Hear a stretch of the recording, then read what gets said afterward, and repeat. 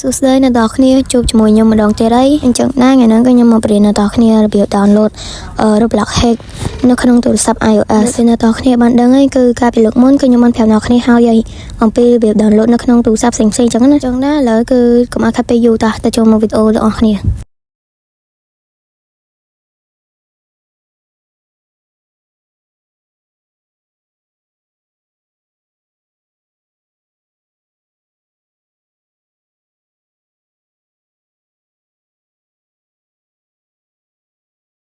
ហើយកន្លែងនេះអ្នកនរគ្នាគ្រាន់តែចុច direct install ហើយគេឲ្យយើងមើលពាណិជ្ជកម្មអញ្ចឹងហើយបានអ្នកនរគ្នា unlock បាននេះ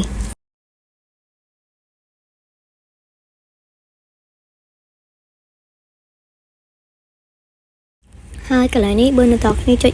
install ហើយវាអត់ឃើញ download មកអ្នកនរគ្នាចូលមកកាន់កន្លែងមិញហើយ install ម្ដងទៀត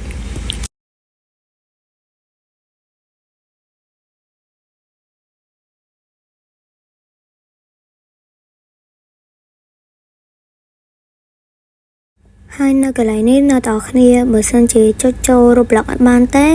អ្នកនរគ្នាអាចធ្វើតាមខ្ញុំបាន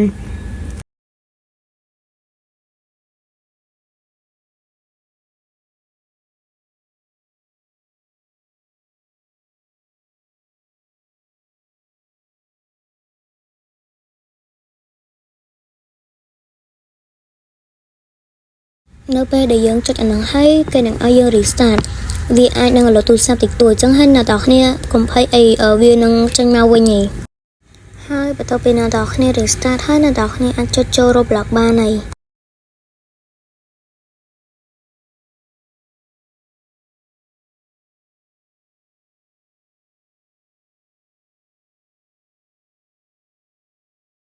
បាននៅសុកវាចេញអញ្ចឹងគឺគេឲ្យអ្នកនរគ្នាមើល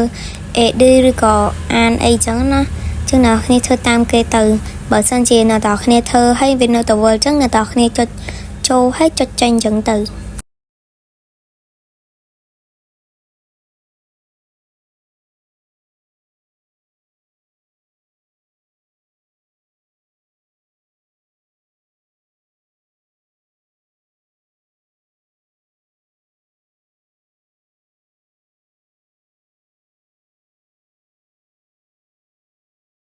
ហើយនៅពេលអ្នកនរគ្នា login account ហើយអ្នកនរគ្នាចូលទៅកាន់វគ្គណាក៏បានដែរសម្រាប់ខ្ញុំចូលវគ្គហ្នឹងដោយសារវាអត់សូវខាំងអីចឹងណាហើយបន្ទាប់មកអ្នកនរគ្នាត្រូវចាំវាបន្តិចសិនទៅហើយនៅកន្លែងនេះអ្នកនរគ្នាត្រូវ copy key របស់វានឹង2ដង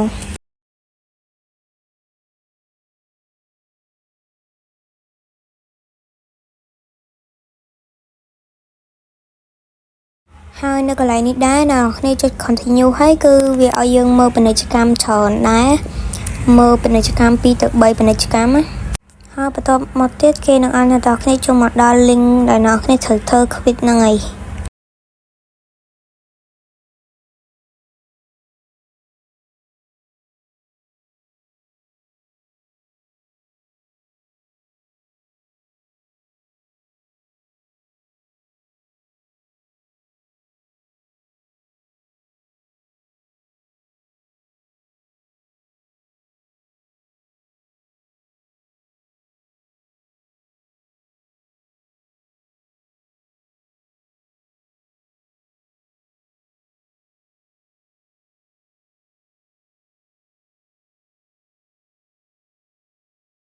បន្ទាប់ពីអ្នកនរគ្នាចុច open ហើយគេនឹងឲ្យអ្នកនរគ្នា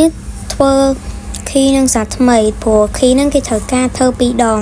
អ្នកនរគ្នាធ្វើដូចអាមិញហ្នឹងមក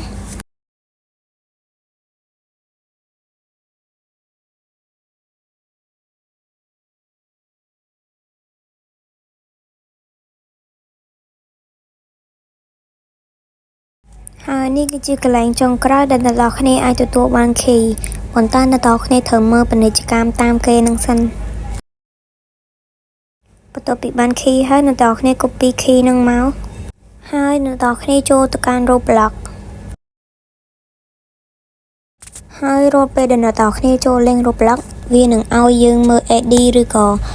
read អីចឹងណាអ្នកនរគ្នាធ្វើតាមគេនឹងទៅបើសិនអ្នកនរគ្នាធ្វើអត់ចាញ់អ្នកនរគ្នាចេញចូលដូចខ្ញុំប្រាប់តាំងពីដំបូងហ្នឹងមក